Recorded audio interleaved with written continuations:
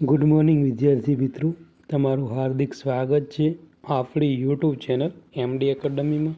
આજે આપણે વાત કરવાની છે આજના મહત્ત્વપૂર્ણ કરંટ અફેરની। આ કરંટ અફેર ગુજરાતની બધી જ એક્ઝામ માટે મોસ્ટ ઇમ્પોર્ટન્ટ છે।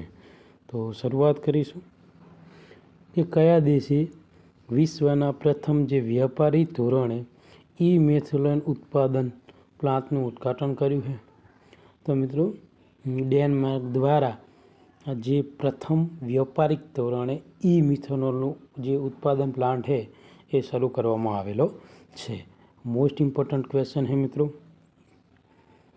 આગળ વાત કરીશું કે કયો દેશ નવા F-55 યુદ્ધ વિમાનના વિકાસ અને F-22 જે રેપ્ટરના અપગ્રેડ પર વિચાર કરી રહ્યો છે? તો મિત્રો, જવાબ આવશે સંયુક્ત રાજ્ય અમેરિકા। જેટલા પણ વિદ્યાર્થી મિત્રો આપણી યુટ્યુબ ચેનલમાં નવા હોય તો આપણી ચેનલને સબસ્ક્રાઈબ કરી લેજો, બાજુમાં આપેલા બેલ આઇકન ઉપર ક્લિક કરી લેજો, જેથી કરીને કરંટ અફેરના બધા જ વિડીયોની નોટિફિકેશન તમને મળી રહે। અને આ કરંટ અફેર ગુજરાતની બધી જ એક્ઝામ માટે મોસ્ટ ઇમ્પોર્ટન્ટ છે। અને અત્યાર સુધી મિત્રો 2025માં જેટલી બી એક્ઝામ લેવાની છે એમાં આપણું કરંટ અફેર 66થી લઈને 70% પૂછાયેલું છે। લાસ્ટમાં લેવાયેલી કોઈ પણ એક્ઝામના જો પ્રૂફ જોઈતા હોય તો તમે મને ટેલિગ્રામમાં પર્સનલ મેસેજ કરી શકો છો। અને એપ્રિલ મહિનાની જે PDF છે કરંટ અફેરની એ આપણી ટેલિગ્રામ ચેનલમાં આપણે મૂકી દીધી છે। વિડીયોની નીચે તમને ડિસ્ક્રિપ્શનમાં લિંક આપેલી છે, તો તમે ટેલિગ્રામ ચેનલમાં જોઈન થઈ જાઓ, જેથી કરીને તમને બધી જ અપડેટ મળી રહે। તો દર વર્ષે આંતરરાષ્ટ્રીય પરિવાર દિવસ કઈ તારીખે ઉજવવામાં આવે છે? તો 15 મેના દિવસે જે આંતરરાષ્ટ્રીય પરિવાર દિવસ છે ને એની ઉજવણી આપણે કરીએ છીએ। તો આંતરરાષ્ટ્રીય પરિવાર દિવસ દર વર્ષે 15 મેના રોજ ઉજવવામાં આવે છે। 1994માં સંયુક્ત રાષ્ટ્ર દ્વારા સ્થાપિત આ દિવસનો ઉજવણીનો હેતુ શું છે? તો કે સમાજના પાયાના પથ્થર તરીકે જે પરિવારની મહત્વપૂર્ણ ભૂમિકા છે એને ઓળખાવાનો છે। આ ઉપરાંત તે વૈશ્વિક સ્તરે પરિવારનો સામનો કરી રહેલ સામાજિક, આર્થિક, સાંસ્કૃતિક પડકારોને પ્રકાશિત કરે છે અને તેમની સુખાકારી અને વિકાસને ટેકો આપતી પહેલને પ્રોત્સાહન આપે છે। તો જે પરિવાર દિવસ છે એ મિત્રો આ માટે ઉજવવામાં આવે છે। ભારતીય સુરક્ષા દળો દ્વારા આતંકવાદીઓએ નિશાન બનાવવા માટે ઓપરેશન નાદેર કયા વિસ્તારમાં મિત્રો શરૂ કરવામાં આવ્યું હતું?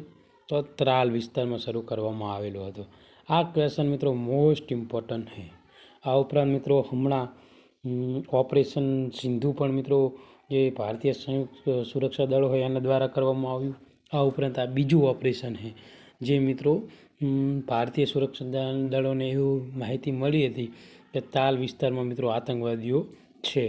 તો મિત્રો નાદેર વિસ્તારમાં આતંકવાદીઓ છે એટલે જે ભારતીય જે સુરક્ષા દળ છે એમને મિત્રો ઓપરેશન તાલ છે મિત્રો ત્રાલ એ શરૂ કર્યું હતું। તો શું છે એની ડિટેલ જોઈશું આપણે। આપણા માટે મોસ્ટ ઇમ્પોર્ટન્ટ ક્વેશ્ચન છે આ। ભારતના સતત આતંકવાદ વિરોધી પ્રયાસોના ભાગરૂપે અવંતીપોર સ્થિત તાલ નાદેર વિસ્તારમાં ઓપરેશન નાદેર શરૂ કરવામાં આવ્યું હતું। અને સંયુક્ત રાષ્ટ્ર ઓપરેશનમાં ભારતીય સેના જમ્મુ અને કાશ્મીરમાં પોલીસ અને જે સેન્ટ્રલ રિઝર્વ પોલીસ એટલે કે CRPF સામેલ હતો, બરાબર। આમાં કોણ કોણ સામેલ હતું? તો 3 સેનાઓ સામેલ હતી। એક તો ભારતીય સેના હતી, ઉપરાંત જમ્મુ કાશ્મીરની પોલીસ હતી અને ત્રીજી હતું CRPF। તો ત્રણે સાથે મળીને આ નાદેર વિસ્તારમાં ત્રાલના જે નાદેર વિસ્તારમાં મિત્રો આ જે ઓપરેશન નાદેર છે એને મિત્રો સફળતાપૂર્વક અંજામ આપ્યો છે, જે આતંકી સંકલનના ઉજાગર કરે છે। ત્રાલ જમ્મુ અને કાશ્મીરમાં એક સંવેદનશીલ પ્રદેશ રહ્યો છે જ્યાં ઘણીવાર આતંકવાદી પ્રવૃત્તિનો સામે સુરક્ષા કામગીરી જોવા મળે છે મિત્રો। આગળ વાત કરીશું તો ડિજિટલ પોલીસિંગ અને નાગરિક સેવાઓને વેગ આપવા માટે કયા ભારતીય રાજ્ય સાયબર ક્રાઇમ રિફંડ પોર્ટલ અને આઈ પ્રગતિ પોર્ટલ શરૂ કર્યું છે? તો ગુજરાત દ્વારા. આ ક્વેશ્ચન મિત્રો 100% પોલીસ કોન્સ્ટેબલની એક્ઝામમાં પૂછાય. તો કઈ કઈ વસ્તુ? એક તો આઈ પ્રગતિ અને સાયબર ક્રાઇમ રિફંડ પોર્ટલ. તો યાદ રાખજો, આ બંને વસ્તુ શરૂ કરનાર એકમાત્ર રાજ્ય છે આપણું ગુજરાત. તો ગુજરાતે મુખ્યમંત્રી ભૂપેન્દ્ર પટેલના નેતૃત્વમાં 2 નવા પોર્ટલ શરૂ કરી અને ડિજિટલ ગવર્નન્સ અને કાયદાને અમલીકરણ માટે મજબૂત બનાવવા માટે આ એક મહત્વપૂર્ણ પગલું હતું. જેમાં 13 તુજકો અર્પણ નામના સાયબર ક્રાઇમ જે રિફંડ પોર્ટલ જે સાયબર ક્રાઇમના પીડિતો માટે રિફંડ પ્રક્રિયાને ઝડપી બનાવવાના હેતુથી શરૂ કરવામાં આવી છે, જેનાથી ઝડપી અને નાણાકીય વસૂલાત સુનિશ્ચિત થશે.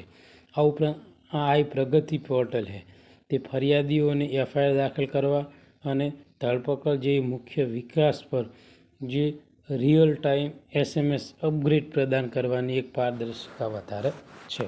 તો મોસ્ટ ઇમ્પોર્ટન્ટ ક્વેશ્ચન છે મિત્રો, 100% આવનારી કોઈ બી એક્ઝામમાં હું તમને 1000% ગેરંટી આપું છું, આ ક્વેશ્ચન પૂછાશે. ઓકે, જેથી પૂછાશે તેથી હું તમને કહીશ કે જો ભાઈ પૂછવાનું, મેં આ તારીખનું લેક્ચર, આ ક્વેશ્ચન મેં તમને કીધું તું, જોઈ લેજો. ઓકે, ભારતીય એથ્લેટિક્સમાં તેમના યોગદાન બદલ પ્રાદેશિક સેનાના કોને લેફ્ટનન્ટ કર્નલનો માનદ પદ આપવામાં આવ્યો હતો? તો નીરજ ચોપડાને. મિત્રો, આપણું કરંટ અફેર એવું છે કે ભલે 10 ક્વેશ્ચનો હોય, મહિનાના 300 ક્વેશ્ચનો થાય, પણ એ 300 ક્વેશ્ચનો એવા હોય છે કે જે તમને કહેવાય ને કે પરીક્ષામાં 60થી 70% કરંટ અફેર તમને કવર કરી આપશે. અને કહેવાય ને કે ઓછી મહેનતે તમને સારામાં સારો ફાયદો થશે. જો તમને આપણું કન્ટેન્ટ યોગ્ય લાગતું હોય, બેસ્ટ લાગતું હોય, તો બેઝિક વિશ્વાસ રાખીને તમે આપણું કરંટ અફેર ફોલો કરી શકો છો. મારા જે વાંચનનો અનુભવ છે એ પ્રમાણે કન્ટેન્ટ ઓકે છે. જે પ્રશ્નો આપણે ડીપમાં ભણાવવા જોગા હશે એ પ્રશ્નો આપણે ડીપમાં ભણાવશું. જે પ્રશ્નો વનલાઇનર જરૂરી છે તો એ વનલાઇનર લઈને જશું. પણ આપણું કરંટ અફેર રહ્યું એ તમને 100% બીજા બધાની કમ્પેરમાં 1 થી 2 માર્કનો ફાયદો અપાવશે. નાણાકીય વર્ષ 25ના ચોથા ક્વાર્ટરમાં કઈ બેંકે વાર્ષિક ધોરણે ચોખ્ખા નફાના 33%નો વધારો નોંધાયો છે? તો કેનેરા બેંક.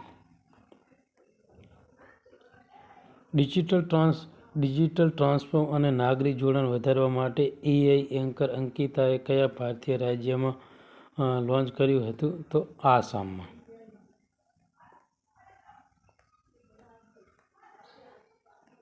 તો આસામ રાજ્યના મુખ્યમંત્રી હિમંતા બિસ્વા શર્માએ AI એન્કર અંકિતા લોન્ચ કરવામાં આવી હતી. આ પહેલ ડિજિટલ પરિવર્તન અને જે ટેકનોલોજી દ્વારા નાગરિકોની ભાગીદારી સુધારવા તરફ એક વ્યાપક પ્રયાસ છે. અંકિતા ડિબ્રુગઢ એરપોર્ટ નામે ભૂપેન્દ્ર હજારિકા નામનું રાખવામાં આવ્યું, જેવી મહત્વપૂર્ણ નિર્ણયો પર અપડેટ પ્રદાન કરતી વર્ચ્યુઅલ એન્કર તરીકે સેવા આપે છે. મિત્રો, આ ઉપરાંત આ જે પગલું છે તે શાસન અને જાહેર સંદેશા વ્યવહારમાં કૃત્રિમ બુદ્ધિમત્તાને એકીકૃત કરવા માટે અને આસામી પ્રતિબદ્ધતા દર્શાવે છે. આવી પ્રગતિ શાળાઓમાં AI શિક્ષક, જેને આઈરિસ અને દૂરદર્શન કિસાન પર ક્રિસ અને ભૂમિ જેવા AI એન્કર જેવા અગાઉથી ટેકનોલોજીઓ અપનાવવામાં અનુસરે છે. મિત્રો, વૈશ્વિક સુલભતા જાગૃતિ દિવસ નિયમિત સમાવિષ્ટ ભારતીય સમિટ ક્યાં યોજાઈ હતી? તો મિત્રો, આ જે સમિટ છે વૈશ્વિક સુલભતા જાગૃતિ દિવસની જે સમિટ છે તે મિત્રો નવી દિલ્હીમાં યોજાઈ હતી. તો જોઈશું તેની ડિટેલ. તો department of empowerment and performance with disability દ્વારા આયોજિત ઇન્ક્લુઝિવ ઇન્ડિયા સમિટ 2025 જે નવી દિલ્હીમાં મિત્રો ઇન્ડિયા ઇન્ટરનેશનલ સેન્ટર ખાતે યોજાયેલી હતી. તો કઈ જગ્યાએ? નવી દિલ્હીમાં. તો ઇન્ડિયા ઇન્ટરનેશનલ સેન્ટર ખાતે. આ સમિટ ગ્લોબલ એક્સેલેબિલિટી અવેરનેસ ડે સાથે સુસંગત છે. તે હાઇબ્રિડ ફોર્મમાં યોજાય છે, જેમાં ભૌતિક અને વર્ચ્યુઅલ બંને રીતે ભાગીદારીનો સમાવેશ થશે. આ ઉપરાંત આ ઇવેન્ટ ડિસેબિલિટી ધરાવતા વ્યક્તિઓ માટે ડિજિટલ એક્સેસિબિલિટી અને સમાવેશને પ્રોત્સાહન આપવા ઉપર ધ્યાન કેન્દ્રિત કરે છે. ઉપરાંત તેને SBI foundation, national association for the blind, association of people with disability અને મિશન એક્સેસિબિલિટી સહિત મુખ્ય ભાગીદારને સમર્થન આપવામાં આવે છે, જે નવી દિલ્હીના આ મહત્વપૂર્ણ રાષ્ટ્રીય પહેલ માટે એક ધ્યાન કેન્દ્રિત કરે છે. આજના કરંટ અફેરનો મિત્રો લાસ્ટ ક્વેશ્ચન.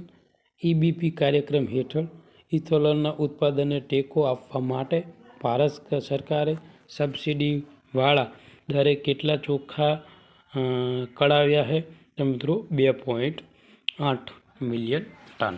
તો આજનું આજે મહત્વપૂર્ણ કરંટ અફેર છે એ અહીંયા પૂરું કરીએ છીએ. તમને આ વિડીયો ગમ્યો હોય તો આપણી ચેનલને સબસ્ક્રાઈબ કરજો અને તમારા બીજા મિત્રોને આ કરંટ અફેર મોકલી આપજો. Thank you. ધન્યવાદ.